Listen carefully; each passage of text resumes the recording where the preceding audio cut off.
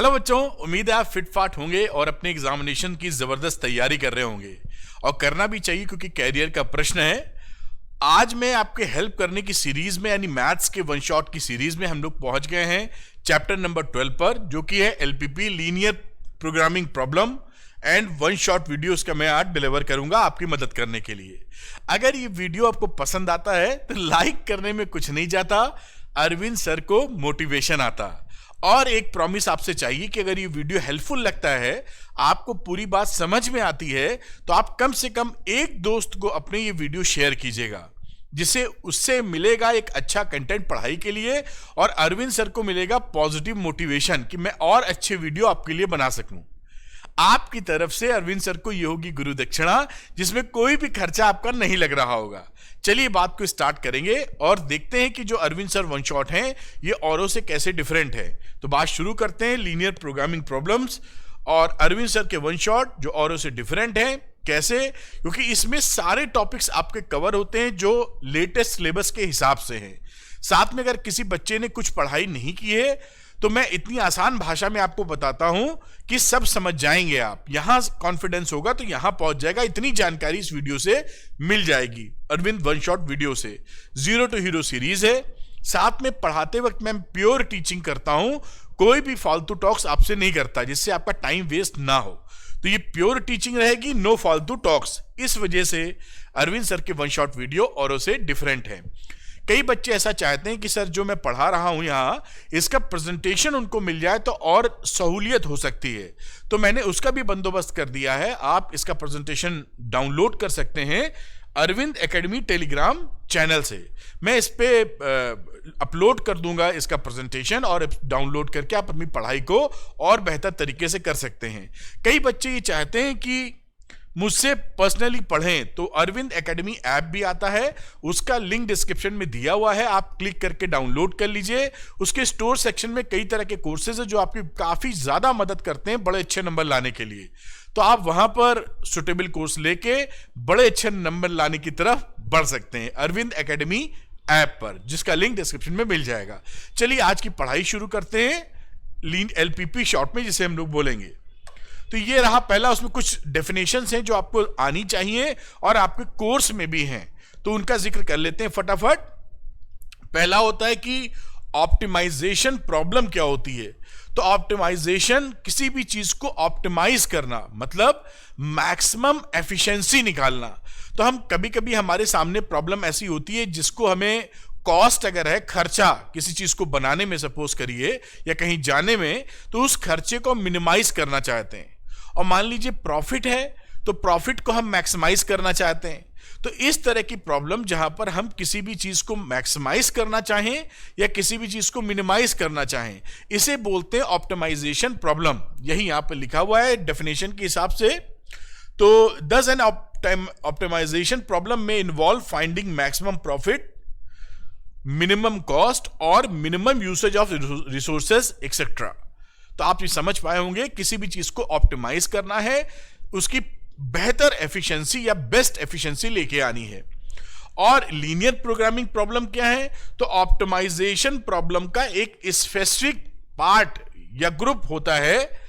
Special type of optimization problem is known as a linear programming problem. ये मैंने लिख भी दिया जैसे आप इसको पढ़ सकें, समझ सकें। ठीक है, अब कुछ डेफिनेशंस और लेके चलते हैं जो आपको जाननी आवश्यक है। जैसे कि पहली है ऑब्जेक्टिव फंक्शन। अब ये जो ऑब्जेक्टिव फंक्शन लिखा है, इसका क्या मतलब कि एक z is equal to something लिखा होगा, linear function z is equal to ax plus by, जहां a और b कॉन्स्टेंट्स हैं, which has to be maximized और मिनिमाइज्ड। अब इस वैल्यू को, इस फंक्शन को z is equal to ax plus by, इसको हम मैक्सिमाइज करना चाहेंगे या मिनिमाइज करना चाहेंगे, तो इसे हम बोलते हैं ऑब्जेक्टिव फंक्शन। और इसमें ये देखिए ऑब्जेक्टिव फंक्शन, और इसमें यूज हुए जो वेरिएबल्स हैं x और y, उसको बोलते हैं डिसीजन वेरिएबल्स, क्योंकि a भी तो फिक्स्ड है, कांस्टेंट है, x y को ही बदल सकते हैं। तो x y variable x y are called decision variables. तो हमेशा एक ऑब्जेक्टिव फंक्शन प्राप्त करेंगे जिसको हमें या तो मैक्सिमाइज करना होगा या बच्चों मिनिमाइज करना होगा, वो हो जाएगी ऑब्जेक्टिव प्रॉब्लम्स। और दूसरी ऑब्जेक्टिव फंक्शन और या ऑब्जेक्टिव प्रॉब्लम भी कह सकते हैं, ऑब्जेक्टिव फंक्शन, और वेरिएबल्स एक्स वाई को बोलेंगे डिसीजन वेरिएबल्स। तो कंस्टेंट की बात करते हैं तो कंस्टेंट का मतलब हिंदी में बोल सकते हैं जैसे कि पाबंदियां, आपके सामने कुछ पाबंदियां लगा दी गई हैं, उसी के हिसाब से काम करना है।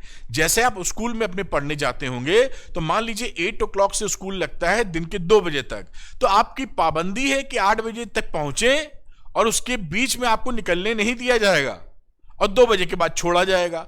तो 8 से 2 बजे के बीच में ही आपको स्कूल में रहना है। ये पाबंदी है आपकी, यानी कंस्ट्रेंट है। समझ गए आप? तो कंस्ट्रेंट का मतलब हो जाएगा कुछ पाबंदियां जिसके तहत हमें चीजों को मैक्सिमाइज करना है। भाई पाबंदियां कैसे? मान लीजिए कोई आदमी बिजनेस कर रहा है, उसके पास 2 लाख रुपए हैं, उसने कोई दुकान खोली है। अब आपके पास ये पाबंदी हो गई ना, सीमा हो गई कि 2 लाख से ज्यादा खर्चा नहीं कर सकते हैं, उससे ज्यादा पैसे ही नहीं है। तो this is the constraint of your money, इससे ज्यादा पैसा है ही नहीं हमारे पास, तो ये कंस्ट्रेंट है। इसके तहत यानी उस कंस्ट्रेंट 2 लाख रुपए में ही हम ये जानने की कोशिश करेंगे कि वो किस तरीके से धंधा करे, बिजनेस करे कि मैक्सिमम प्रॉफिट अर्न कर पाए।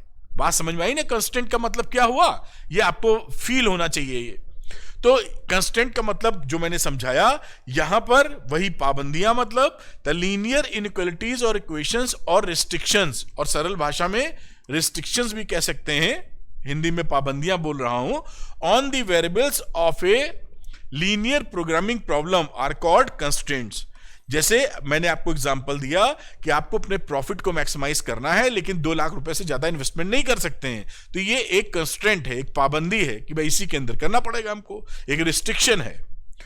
The conditions x is greater than equal to 0 and y is greater than equal to 0 are called non negative restrictions.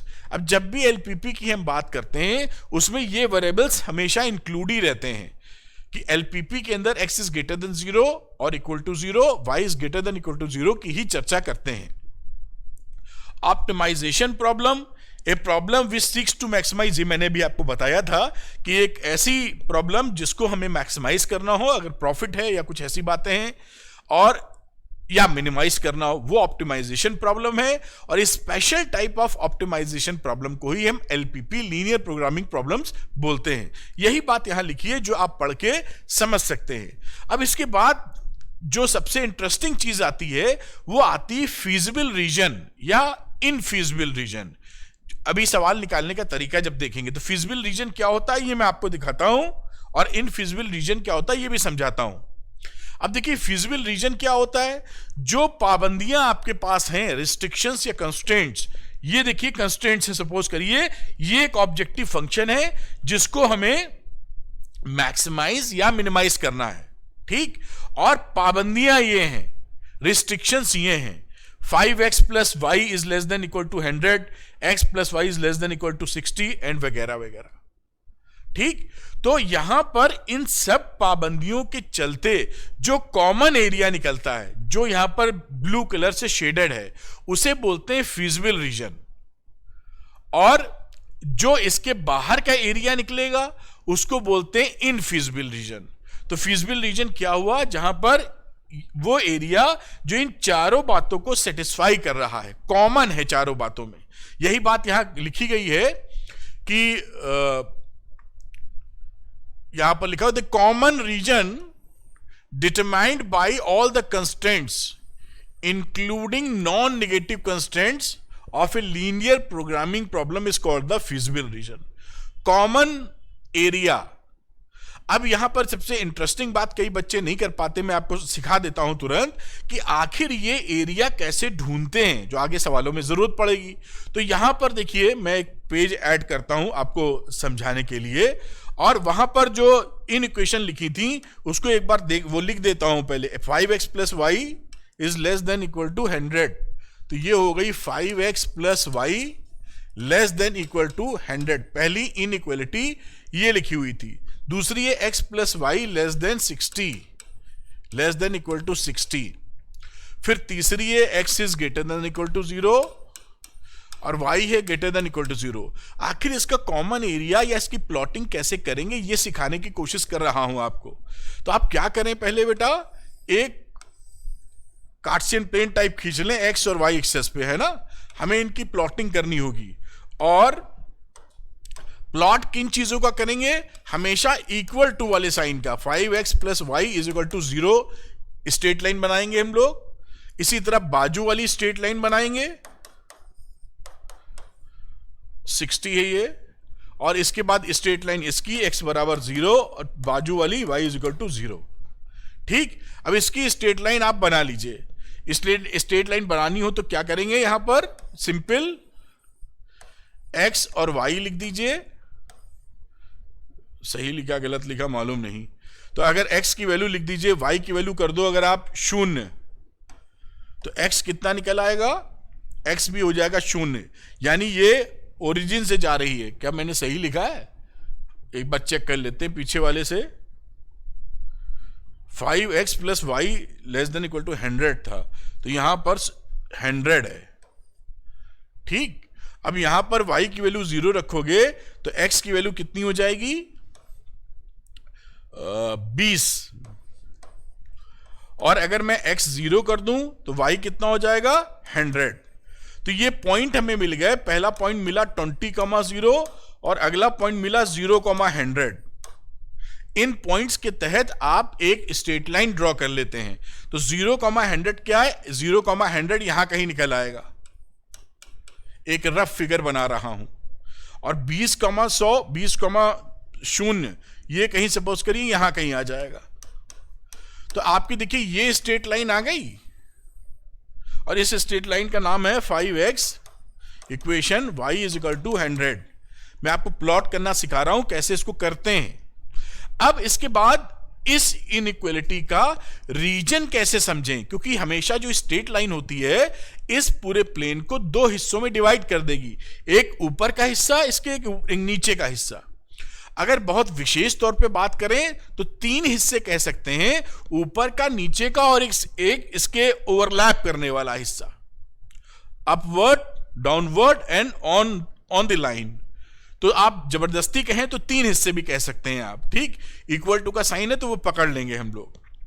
अब ये हम पहचानेंगे कैसे कि ये जो इनइक्वालिटी है वो किस रीजन को शो कर रही है, इस वाले रीजन को या इसके ऊपर वाले रीजन को। इसको जानने का एक बड़ा ही खूबसूरत और सरल तरीका है कि अब ये जो वैल्यू थी ना, ये देखिए यहां पर, खैर मैं आपको समझाता हूं। इसके नीचे वाली या ऊपर वाली पहचानने के लिए कोई भी पॉइंट ले लीजिए आप इस कार्टेशियन प्लेन में, जो कि इसके ऊपर ना पड़ रहा हो लाइन के।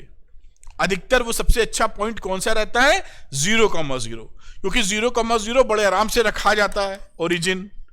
तो अगर कोई स्ट्रेट लाइन 0,0 से नहीं जा रही है तो 0,0 इज द बेस्ट पॉइंट।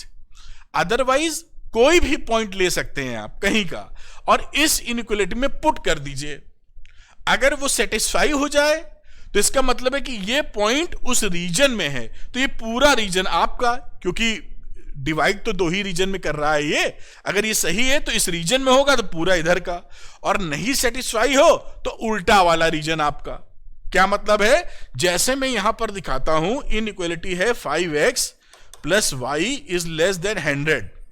मैं 0 0 पुट करता हूं तो आप 0 डालेंगे तो यहां पर क्या दिखेगा, 0 is less than equal to 100 which is true. ये सही बात है ना। इसका मतलब ये जो पॉइंट है ओरिजिन वाला, वो इस इनइक्वालिटी के हिसाब से उस रीजन में आता है। यानी ये जो लाइन है, ये लाइन इस रीजन को शो कर रही है।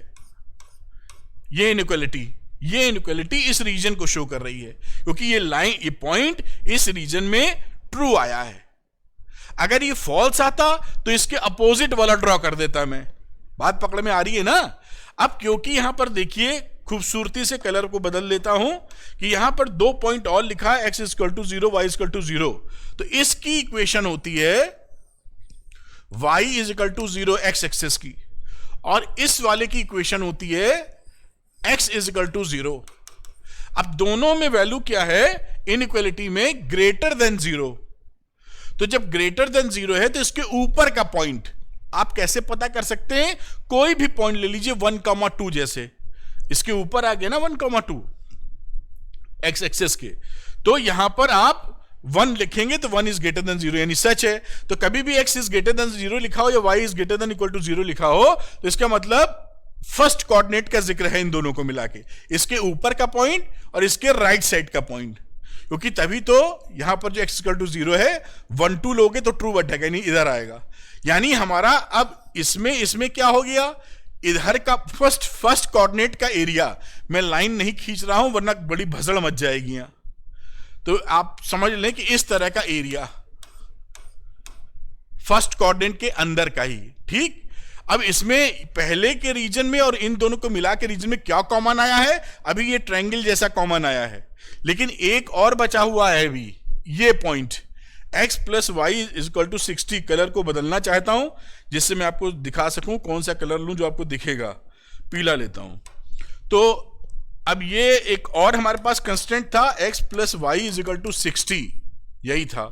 तो यहां पर भी टेबल सी बना लीजिए आप, x y और एक और y की वैल्यू अगर 0 पुट करोगे तो x 60 आ जाएगा, x 0 पुट करोगे तो y 60 आ जाएगा। तो 60,0 और 0,60 ये पॉइंट निकल आया इसका। मैं इसको इसलिए सिखा रहा हूं जैसे आप आगे हमें ये बताना ना पड़े, आप तुरंत समझ जाएं।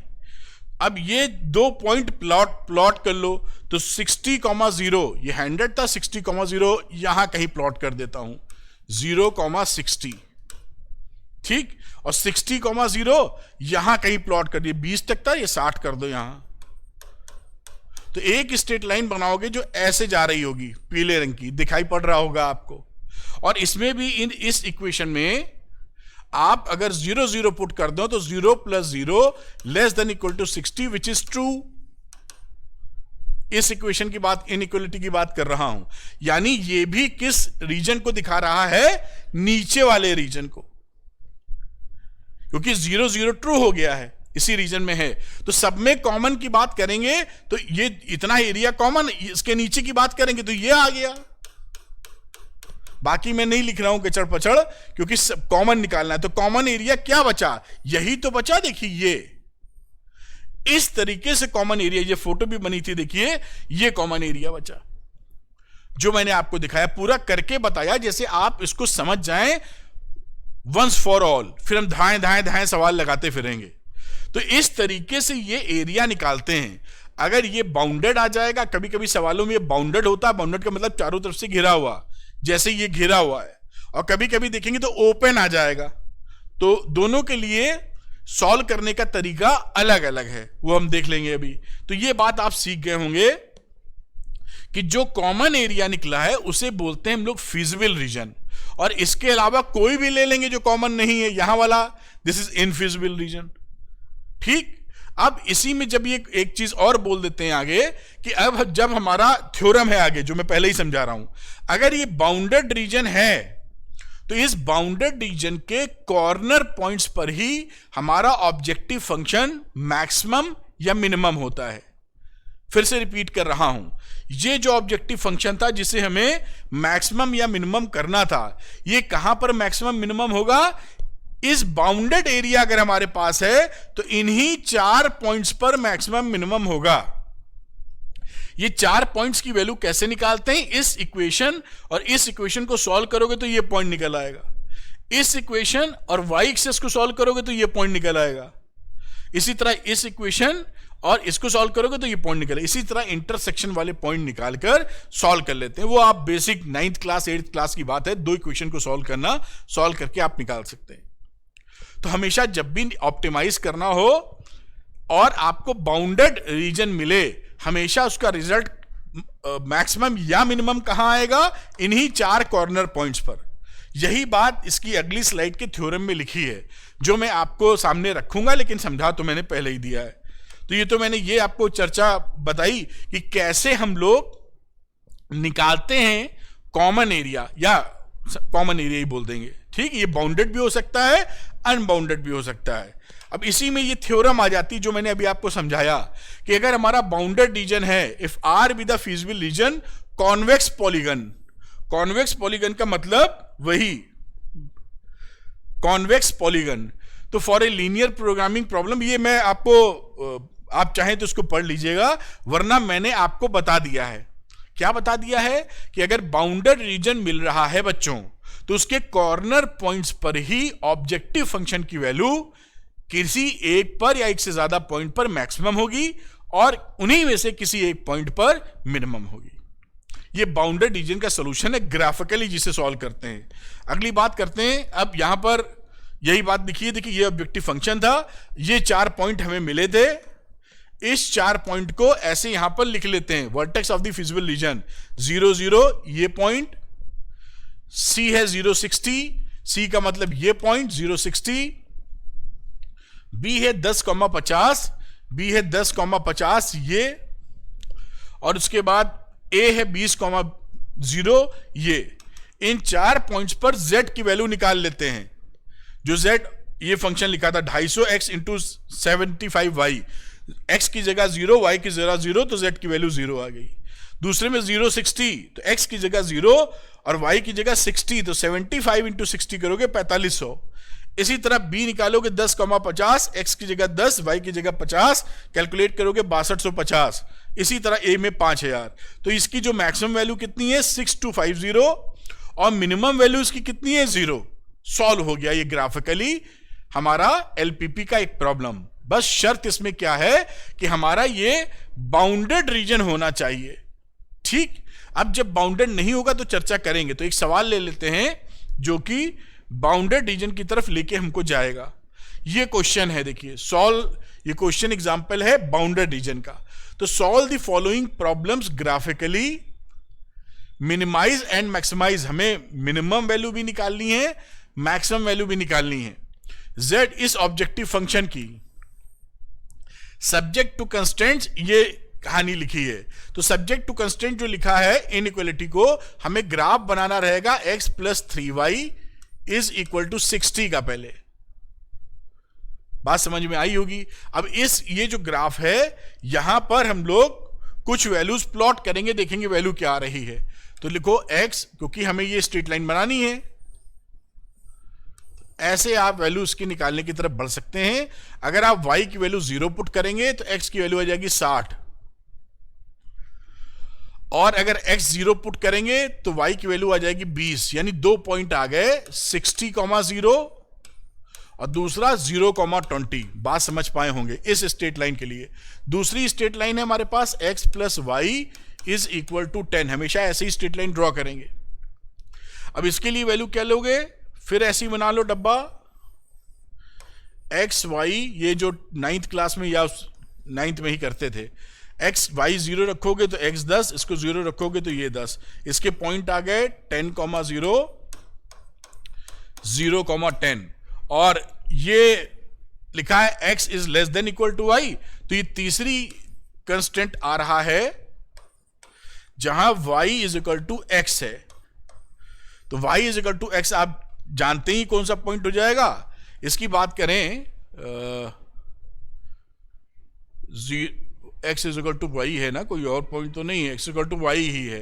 तो यहां पर वैल्यू अगर रखेंगे, कोई भी वैल्यू रखिए, अगर आप 0 रखेंगे y तो ये 0 आ जाएगा। अगर मैं इसको y की वैल्यू 5 कर दूं तो x भी 5 आ जाएगा। तो ये 0,0, 5,5, और ये बाकी दो जो लिखे हुए हैं इसके बारे में मैं समझा चुका हूं। जब ये दोनों एक साथ लिखे हों तो इसका मतलब है पहले क्वाड्रेंट में चर्चा करनी है हमको। तो इसको तो आप ध्यान ही रख सकते हैं, एलपीपी में ही हमेशा लगता ही है, x is greater than equal to 0, y is greater than equal to 0।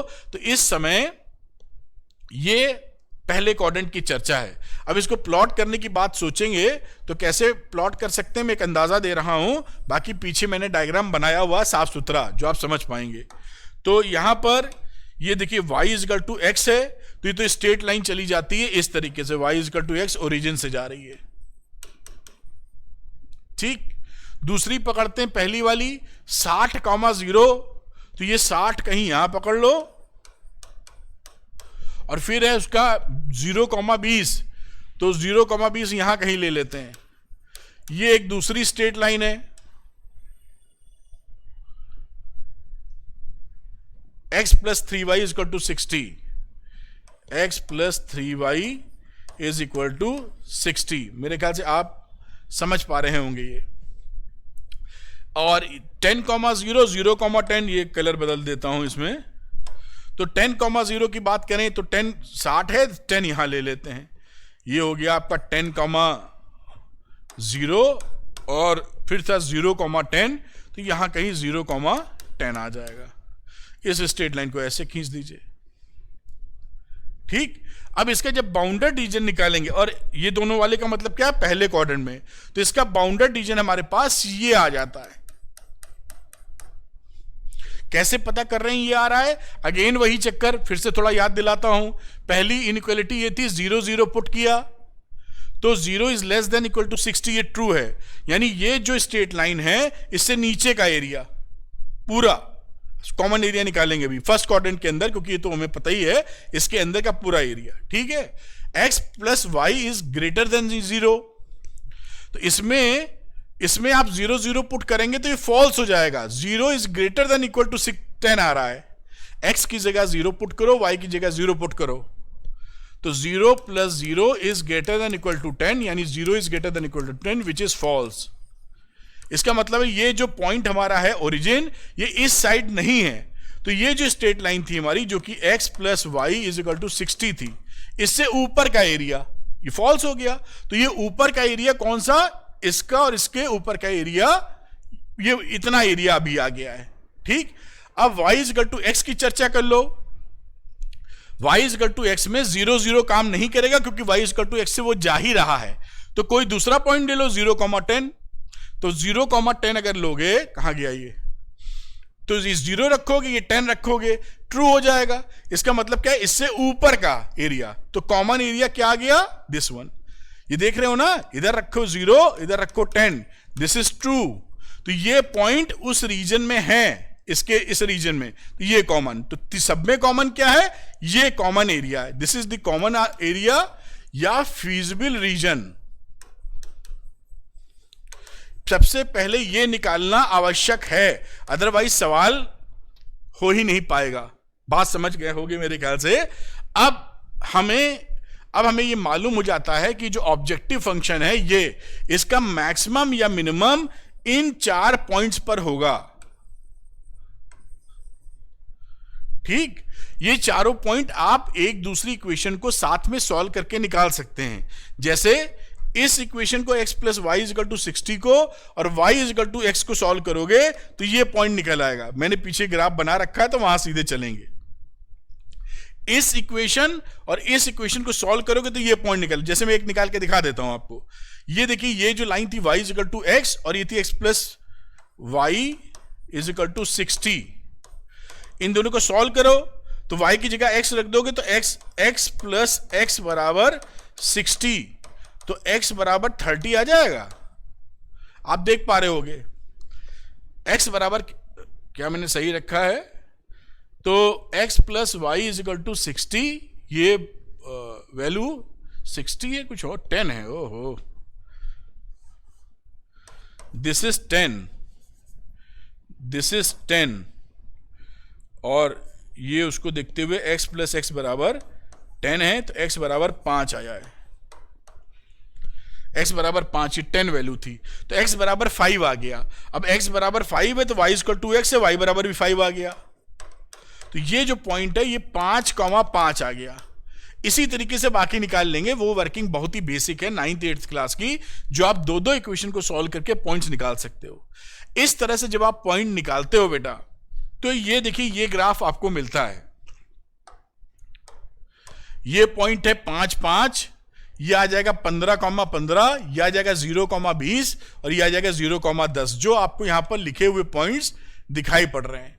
हमारा ऑब्जेक्टिव फंक्शन इन्हीं पर मैक्सिमम या मिनिमम आएगा। तो अब इसके लिए बना लेंगे क्या हम लोग, एक ऐसा डब्बा जहां पर हम लोग लिखते हैं कॉर्नर पॉइंट्स, और यहां पर बाजू में z की वैल्यू, तो z था क्या पीछे, z था 3x plus 9y, 3x plus 9y। ठीक, तो ये रहा 3x प्लस 9y। आप कॉर्नर पॉइंट्स पकड़ लीजिए, तो ए ले लेते हो 0,10, इसी तरह बी पकड़ लो तो 5,5, सी पकड़ लेंगे तो 15,15 और डी पकड़ लेंगे तो 0,20। एक्स और वाई की जगह ये वैल्यू पुट कर दो, यहां पे 0 पुट कर दो, यहां पे 10, तो आ जाएगा 90। इसी तरीके से बाकियों को आ जाएगा 60, 180 और 180। तो यहां पर मैक्सिमम जो वैल्यू आई वो मैक्सिमम वैल्यू इन दो पॉइंट्स पर आई है। This is the maximum value. ठीक, तो Z की जो मैक्सिमम वैल्यू है वो है 180, और कहां कहां, जब x बराबर 15 हो और y बराबर 15 हो, या x बराबर 0 हो, y बराबर 20 हो।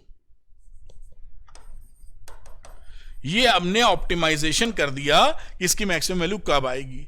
अब एक इंटरेस्टिंग फैक्ट और बताता हूं जो ध्यान रखिएगा, कभी शायद एनसीईआरटी बुक में बहुत क्लैरिटी से शायद कहीं दिया नहीं है शायद।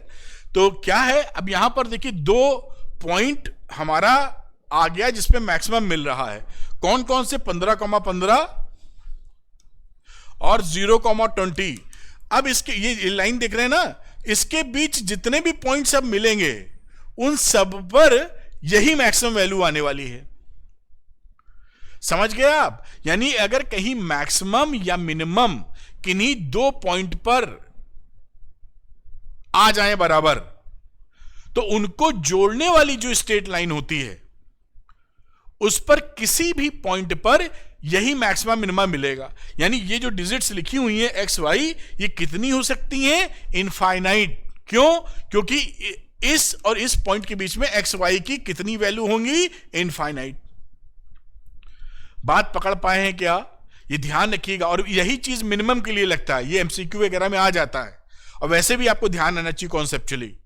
बात पकड़ पाए होगे, अगर कहीं पर 2 पॉइंट पर मैक्सिमा मिल जाए या किन्हीं 2 पॉइंट पे मिनिमा मिल जाए, तो उनके बीच की जो लाइन है जो उनको ज्वाइन कर रही है, उस पर जितने भी पॉइंट्स होते हैं वो वही मैक्सिमा, अगर या मिनिमा है तो मिनिमा शो करते हैं। तो कितने पॉइंट पर मैक्सिमा उस समय हो जाएगा? इनफाइनाइट, क्योंकि इन दोनों के बीच में कितने पॉइंट्स हैं? इनफाइनाइट। इस तरीके से पूरा सवाल आपका हो गया जो मैं समझाना चाह रहा था आपको। मेरे ख्याल से बात पकड़ पाए होंगे आप। ये जो तरीका अपनाया गया है ये बाउंडेड रीजन के लिए है बेटा। अब अगर दूसरी बात करते हैं कि बाय द वे अगर अनबाउंडेड रीजन मिल जाए तो उसको कैसे करेंगे, उसके करने का तरीका देख लेते हैं। कि अगर हमारे उसके करने का ये एक थ्योरम है, उस थ्योरम को सीख लेंगे और वो मैं करके दिखाऊंगा आपको। तो यहां पर ये तो कहानी जो लिखी है वो रखी है बाउंडेड रीजन के लिए कि find the feasible region of the linear programming problem and determine its corner points either by inspection और by solving the 2 equations of the lines intersecting at that point. तो कॉर्नर पॉइंट आपने निकाल लिए। अब evaluate the objective function z at each corner point. Let m, capital M है maximum value, ये maximum value और ये minimum value, respectively denote the largest and smallest values of this points. अब अगर ये रीजन हमारा बाउंडेड है बेटा, तो कैपिटल M उसकी मैक्सिमम वैल्यू और स्मॉल m उसकी मिनिमम वैल्यू हो जाएगी। इसमें कोई टेंशन नहीं जो हम लोगों ने किया अभी, वैल्यूज ऑफ z। लेकिन अगर वो रीजन अनबाउंडेड है, चारों तरफ से घिरा नहीं है, ओपन है, unbounded, in case the feasible reason is unbounded, अगर ऐसी सिचुएशन है तो फिर क्या करते हैं हम लोग, एक जो ऑब्जेक्टिव फंक्शन दिया था z ax + by, अगर हम मैक्सिमम निकाल रहे हैं तो उसमें हम क्या करते हैं, इसी वैल्यू को ax + by को जो उन कॉर्नर पॉइंट्स पर जो मिले हैं उन पे जो मैक्सिमम वैल्यू मिली है उससे एक इनइक्वालिटी ये बनाते हैं, ax + by is greater then maximum value. और इसमें देखते हैं कि हमारा जो फीजिबल रीजन है उसमें ये इसका कोई भी पॉइंट कॉमन नहीं आना चाहिए। अगर कॉमन नहीं आया तो capital M is the maximum value, और अगर कॉमन आ गया तो उस समय इसका कोई मैक्सिमम वैल्यू नहीं है। अब मिनिमम के लिए ये बात रिपीट करते हैं तो आपको आसानी होगी समझने में। अगर बाय द वे यही कांड आपका मिनिमम के लिए हो जाए तो हम ax प्लस by एक और इनइक्वालिटी बनाएंगे जो लेस देन स्मॉल m होगी। This is the minimum value. इस इनइक्वालिटी को जो फीजिबल रीजन अनबाउंडेड मिला है उसमें और इसमें अगर कोई पॉइंट कॉमन है तो इसका कोई मिनिमम वैल्यू नहीं है, और कोई पॉइंट कॉमन नहीं है तो small m is the minimum value. इतना इसमें ध्यान रखना है। यानी पूरा सवाल जैसे करते आए हैं अब तक वैसे ही करेंगे। अब हमें ये दिख जाएगा कि ये अनबाउंडेड, अभी सवाल करेंगे तो आप क्लैरिटी से समझ पाएंगे ज्यादा। ठीक, तो यहां रोकते हैं, सवाल की तरफ चलते हैं जिससे आपको ज्यादा आसानी हो। ये इसका ये जो थ्योरी है या कॉन्सेप्ट है, जो भी बोले इसको। अब अनबाउंडेड का एक एग्जांपल ले लेते हैं। ये क्वेश्चन लिखा हुआ है जो एग्जांपल है अनबाउंडेड रीजन का, तो मैंने इसको अलग से एक पेज पे टाइप कर मारा है जिससे साफ सुथरा दिखाई पड़े। यही क्वेश्चन है पीछे वाला जो लिखा था। अब इसको करते वक्त पहले वैसे ही काम करते हैं, जितने कंस्ट्रेंट्स हैं उसकी प्लॉटिंग करते हैं। यानी जो कंस्ट्रेंट्स लिखा हुआ है जैसे 2x माइनस वाई, अब यहां लिख दोगे इक्वल टू -5। इसी तरह 3x plus y is equal to 3, फिर 2x minus 3y is equal to 12, और बाकी x is equal to 0, y is equal to 0 तो हम पहचानते हैं अंत की दो वाली को। इन तीन स्ट्रेट लाइन को पहले क्वाड्रेंट, क्योंकि ये जो कहा जा रहा है ये पहले आपको एलपीपी में ये हमेशा मिलेगा, तो ये पहले क्वाड्रेंट फर्स्ट क्वाड्रेंट का जिक्र करता है। तो फर्स्ट क्वाड्रेंट में है। अब इसमें हमें निकालना है वो कॉमन एरिया। अब इस इक्वेशन की प्लॉटिंग कर लीजिएगा, क्योंकि प्लॉटिंग करना मैं सिखा चुका हूं और आपको 9th क्लास से आता है कि इस इक्वेशन को कैसे प्लॉट करें। तो वो उस चीज पे नहीं जा रहे हैं हम डायरेक्ट अब आएंगे किस पे, सीधे कि इसकी प्लॉटिंग आपने कर ली है जैसे मैंने आपको सिखाई आपको, और प्लॉटिंग करने के बाद आपको ऐसा डायग्राम मिलता है सामने। अब इसमें देखिए ये जो लाइनें हैं वो दिखाता हूं। ये जो है वो एक लाइन है 2x minus y is equal to -5, जो पहली एक इनइक्वालिटी थी वहां पर, ये इनइक्वालिटी जो देख रहे थे 2x minus 5 is equal to -5, तो ये एक लाइन हो गई। इसी तरीके से आपने 2x minus 3y is equal to 12, ये दूसरी लाइन हो गई। फिर तीसरी थी हमारी, कौन सी थी तीसरी, देखो भाई, 3x plus y is equal to 3, ये तीन लाइनें थी 3x प्लस वाई। ये मैं इसको ग्रीन कलर करता हूं, ये तीन लाइनें आपने प्लॉट की हैं, एक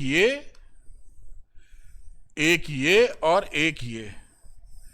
इस तरह से वो तीन प्लॉट की पहले क्वाड्रेंट की चर्चा है, तो बाकी दो इनइक्वालिटी मिल जाएंगी। अब यहां पर हम जब इसका कॉमन एरिया ढूंढते हैं ना, क्योंकि देखिए यहां पर आपको मैं थोड़ा सा दिखाऊं, जैसे एक इनइक्वालिटी थी हमारे पास क्या, 2x minus y is greater than equal to -5, और इसी तरह बाकी दो थी 3x plus y is greater than 3, और एक और थी 2x minus 3y is less than equal to 12। अब ये प्लॉट करने के बाद ये इनइक्वालिटी देखिए 0 0 पुट किया, ग्रेटर देन -5 ट्रू है, तो ये जो 2x माइनस वाई 5 है इससे नीचे का एरिया, क्योंकि 0 0 ट्रू आया है उसी रीजन में होना चाहिए। इसी तरह 3x plus y is greater than 0 0 put कीजिए, फॉल्स आ गया, क्योंकि 0 plus 0 is greater than equal to 3 which is false. इसका मतलब है ये जो लाइन है 3x प्लस वाई, जहां पे 0 0 आता है उसके उलट इधर वाला एरिया। और तीसरा है 2x minus 3y is less than equal to 0, 0 0 put किया, ट्रू है, यानी 0 0 इसी की रीजन इधर ले।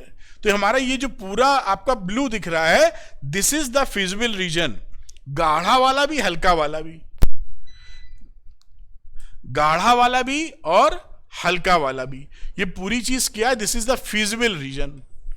और ये जो फिजिबल रीजन है ये अनबाउंडेड है, क्योंकि इधर की बाउंड्री नहीं है, दिस इज अनबाउंडेड।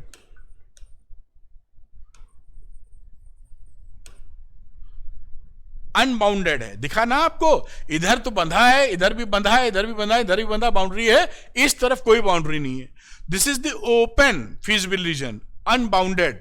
अब अनबाउंडेड जब होगा तो हम क्या करते हैं बेटा, यहां पर जो जो पॉइंट्स मिलते हैं, जैसे ये पॉइंट मिला, ये पॉइंट कॉर्नर का मिला, इसी तरह आपको ये पॉइंट मिलेगा यहां का, ये पॉइंट यहां का, ये देखिए पॉइंट निकल रहे हैं। तो 1 2 3 4, ये 4 पॉइंट आपको मिले और इन 4 पॉइंटों को कॉर्नर पॉइंट्स पे वैल्यू रख देते हैं और z की वैल्यू निकालते हैं। यहां पर दिख रहा है ये -300 स्मॉलेस्ट। अब इस समय क्या हम -300 को स्मॉलेस्ट कह देंगे? आंसर अभी नहीं कह सकते। और इसको देखिए मिनिमाइज करने की बात थी, मिनिमम वैल्यू, इसलिए माइनस वाला पकड़ा है यहां पर। क्या हम -300 को कह दें इसकी स्मॉलेस्ट वैल्यू है? तो आंसर नहीं कह सकते हैं। अभी क्या करना पड़ेगा अनबाउंडेड के केस में? जो ऑब्जेक्टिव फंक्शन था, हमारा ऑब्जेक्टिव फंक्शन था -50x + 20y। अब हम ये ax + by यानी 50x + 20y और जो मिनिमम वैल्यू निकली है विच इज -300, ये -300 का एक और स्ट्रेट लाइन ड्रॉ करेंगे। आप पकड़ पा रहे होंगे, स्ट्रेट लाइन ड्रॉ करने का मतलब है -50x + 20y is equal to लगा लो -300। इसको आप 10 से डिवाइड कर दीजिए तो -5x + 2y बराबर -30। इसको आप ड्रॉ करेंगे और हम देखेंगे कि इस इनइक्वालिटी का कोई भी रीजन इस ब्लू वाले रीजन से कॉमन नहीं होना चाहिए। अगर कॉमन नहीं है तो -300 की वैल्यू स्मॉलेस्ट को अनाउंस कर दिया जाएगा, और अगर इसमें और इस इनइक्वालिटी में कॉमन मिल जाएगा कुछ तो इसका कोई स्मॉलेस्ट वैल्यू नहीं होगा। अब इस वाली लाइन को हम ड्रॉ करते हैं। इसको ड्रॉ करेंगे तो ये लाइन देखिए ड्रॉ हुई डॉटेड वाले से, -5x + 2y = -30। देख पा रहे हो आप? अब ये डॉटेड लाइन जो ड्रॉ हुई है इसमें आप 0 0 पुट कीजिए तो 0 + 0 is less than equal to -300। False है क्योंकि 0 तो छोटा थोड़ी होता, -300 से बड़ा होता है। तो इस लाइन से 0 0 के अपोजिट वाला ये कॉमन एरिया निकला। अब ये जो एरिया है ये पहले वाले नीले से कॉमन आ गया है। पहले वाला जो फीजिबल रीजन था अनबाउंडेड, उससे ये एरिया कॉमन है। इसका मतलब क्या है कि ये -300 स्मॉलेस्ट वैल्यू नहीं है, इसकी कोई स्मॉलेस्ट वैल्यू नहीं है। अगर कुछ भी कॉमन नहीं आता तो हम कह पाते स्मॉलेस्ट वैल्यू है। बात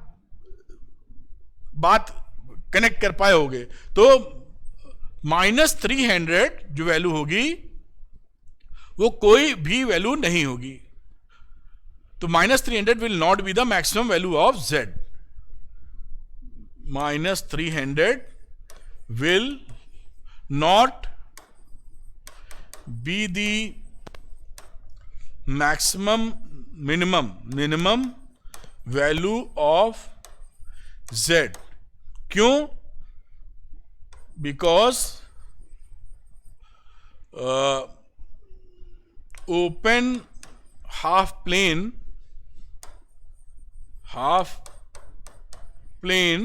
has points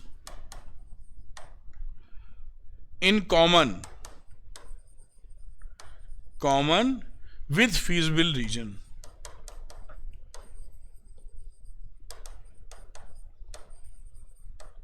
ये जो ओपन हाफ की बात की है ये इसकी ओपन हाफ की बात की है।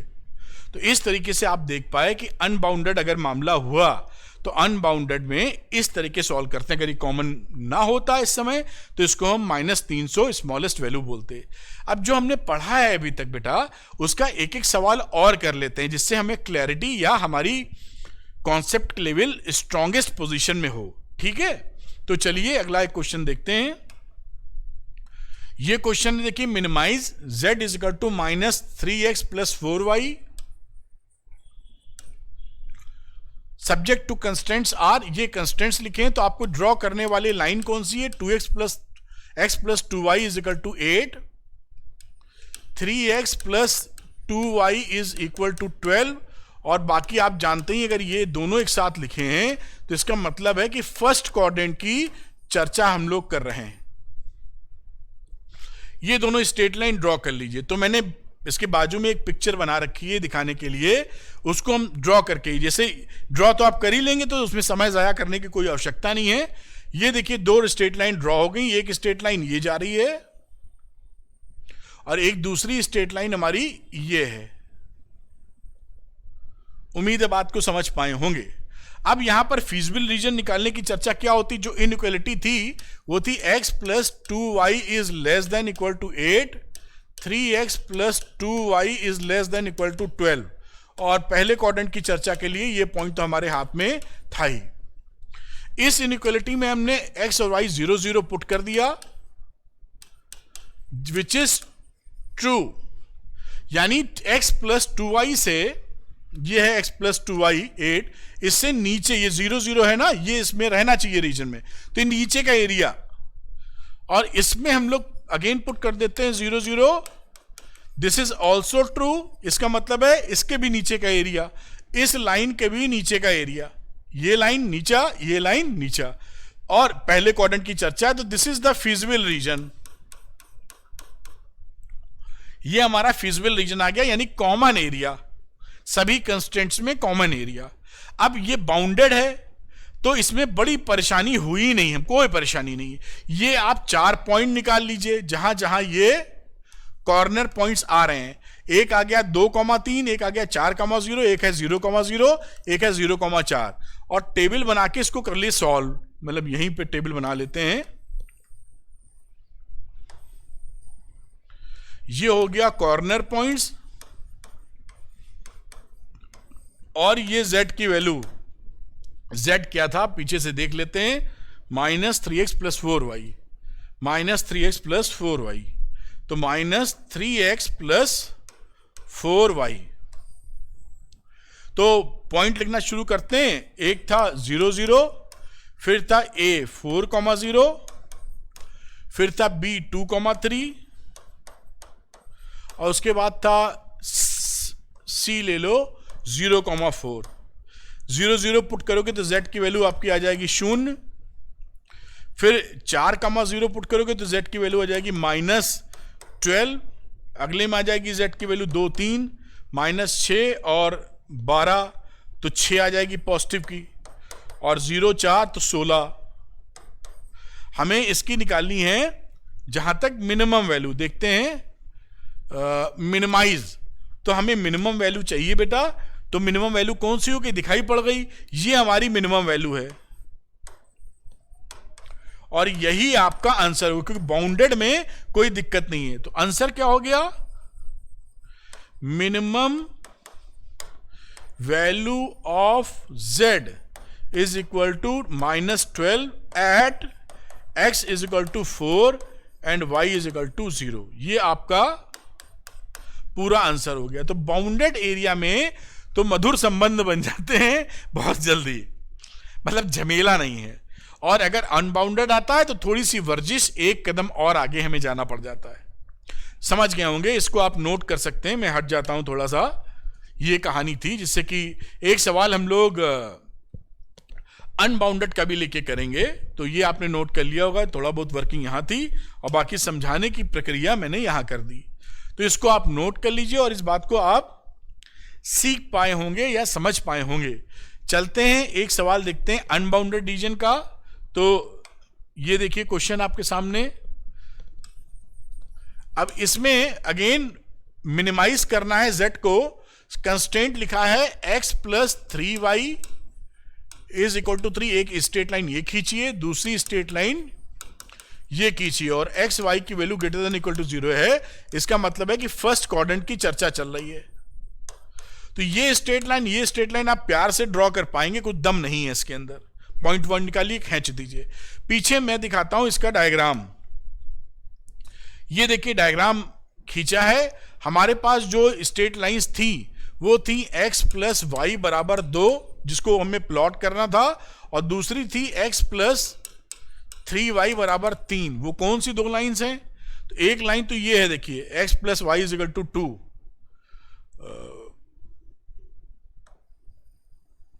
x plus y is equal to 2, ये लाइन। और दूसरी वाली थी हमारी x plus 3y is equal to 3, जो कि ये है।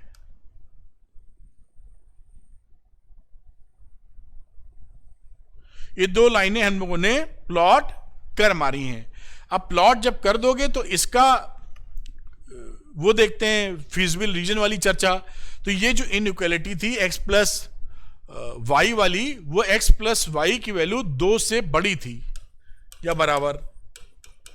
तो इसमें आप 0 0 पुट करोगे तो आ जाएगा फॉल्स, क्योंकि 0 2 से बड़ा थोड़ी होता है। तो यहां पर ये जो लाइन है x प्लस वाई बराबर 2, इससे 0 0 वाला छोड़ते हुए आगे की चर्चा करेंगे। उस रीजन में नहीं फॉल किया, ठीक है। और दूसरी एक इनइक्वालिटी थी x plus 3y is greater than equal to 0 0 0, यहां डाल दो y की जगह भी 0, ये भी फॉल्स। यानी इस वाले के लिए भी ये जो लाइन हमारी पास है, ये इस लाइन से भी 0 0 नहीं पड़ेगा, इसके ऊपर वाला रीजन। तो इससे ऊपर और इससे ऊपर, तो ये इतना रीजन मिला। देखो मैं लाइन ड्रॉ करता हूं, देख रहे हैं। तो ये जो एरिया है, ये एरिया हमारा क्या है, पूरा ये है फीजिबल रीजन। लेकिन ये अनबाउंडेड आ गया। ये कैसा है, इधर कोई बाउंड्री नहीं है, तो this is unbounded feasible reason. अब अगर ये अनबाउंडेड फीजिबल रीजन है तो हमें वही प्रक्रिया अपनानी पड़ेगी। पहले हम कॉर्नर पॉइंट्स ढूंढते हैं। एक कॉर्नर पॉइंट, मैं हरा नीला कलर लेता हूं, ये कॉर्नर पॉइंट एक मिलेगा, एक कॉर्नर पॉइंट ये मिलेगा, एक कॉर्नर पॉइंट हमको ये मिलेगा। फिर हम आगे की चर्चा करेंगे। तो इन तीनों के लिए हम कॉर्नर पॉइंट पर वैल्यू निकालते हैं पहले, फिर आगे लेके चलेंगे। तो और ये 0 0 पे कॉर्नर पॉइंट नहीं निकालने की आवश्यकता है, क्योंकि ये कहानी इधर की। तो 1 2 3, तो मैं लिख रहा हूं यहां कॉर्नर पॉइंट्स, और यहां वैल्यू ऑफ z का मतलब है जो ऑब्जेक्टिव फंक्शन है 3x प्लस 5y। तो पहला हमारा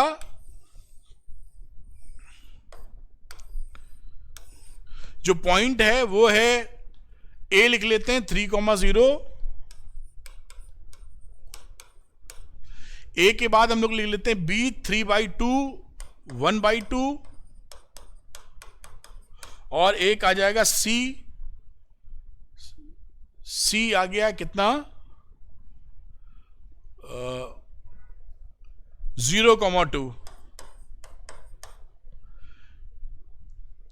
ये जो पॉइंट, ये जो लाइन है, ये लाइन इस वाले का है, ये लाइन इसका नहीं है।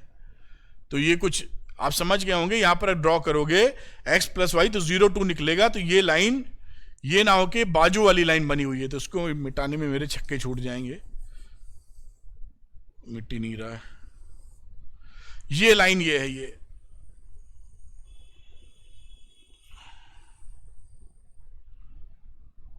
ठीक।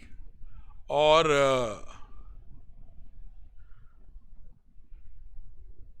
अभी इतना बनाते हैं, फिर हम लोग देखते हैं आगे। तो ये 0 c वाला पॉइंट आपको मिला, ये यहां से जावेगा, वैल्यू पूरी वैल्यू होल्ड करेगा। तो यहां पर देखते हैं x plus y is equal to 2 पर आप y जब 0 पुट करेंगे, x 0 पुट करेंगे तो 0,2 यहीं तक जाएगा, बिल्कुल ठीक है। वो 2,0 वो भी ठीक है, यही स्ट्रेट लाइन बनेगी। अब यहां z की वैल्यू निकालते हैं 3,0 पर, तो वैल्यू आ जाएगी 9। यहां z निकालोगे 3/2 तो आ जाएगा 9/2, और वहां 5/2, तो 9/2 5/2 14/2 यानी 7। और यहां z की वैल्यू निकालोगे तो कितनी आएगी 0,2 यानी आ जाएगी 10। तो इनमें से मिनिमम कौन सी वैल्यू है, दिस इज मिनिमम वैल्यू। तो हम एक इनइक्वालिटी और बनाएंगे अब z वाले से। ये 3x अभी मिनिमम नहीं कह सकते, 5y is less than equal to small m यानी 7। ये देखिए 3x plus 5y is less then 7। बात आप देख पाए होंगे। अब इसको हम प्लॉट करेंगे यहां पर, इस लाइन को, यानी ये लाइन प्लॉट करने का मतलब 3x प्लस 5y, और यहां पर आप इक्वल टू 7 डाल दीजिए। इक्वल टू छोड़ देना चाहिए, हम प्लॉटिंग ऐसी करते हैं। इसको हटाएं कैसे जी, तो यहां पर 7, इसको हम प्लॉट करते हैं। अब इसको जब प्लॉट करोगे बेटा, कलर कोई और लेने की, पीला लेते हैं, पता नहीं दिखेगा नहीं दिखेगा सफेद पर, तो 3x + 5y, ये कौन सी, ये डॉटेड लाइन जो जा रही है,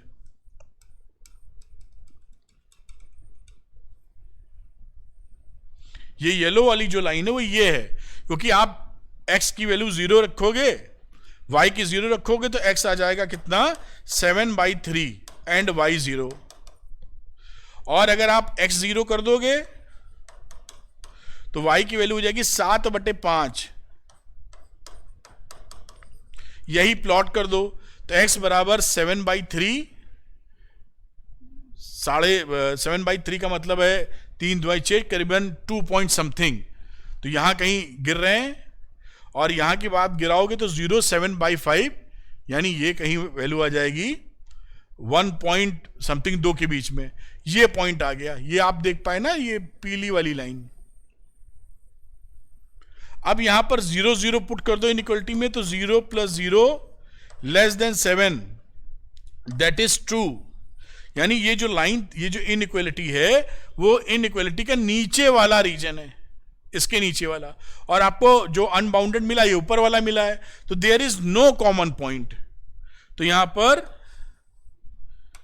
there is no common point, किसके किसके बीच में कॉमन पॉइंट नहीं है, इस इनइक्वालिटी में common point between 3x + 5y is < 7 and feasible region,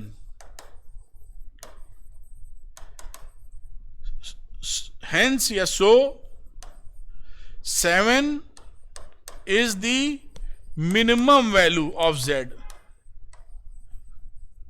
z at x बराबर 3/2 एंड y बराबर ½ ये आंसर हो पाया। मेरे ख्याल से बात को पूरी क्लैरिटी के साथ आप पकड़ पाए होंगे। अगर इन दोनों में कोई भी रीजन में कुछ कॉमन पॉइंट मिल जाता तो आप इसको मिनिमम वैल्यू नहीं कह पाते, अनबाउंडेड की कहानी है, और यहां पर दोनों में कोई भी कॉमन पॉइंट नहीं मिला, इसलिए आप इसको कह पाए हैं कि ये इसकी मिनिमम वैल्यू है। मैं हटता हूं, नोट करा देता हूं जिससे आपको पूरी क्लैरिटी मिले। जो सवाल जैसे आने की स्थिति है मैंने सारी चीज बता दी है।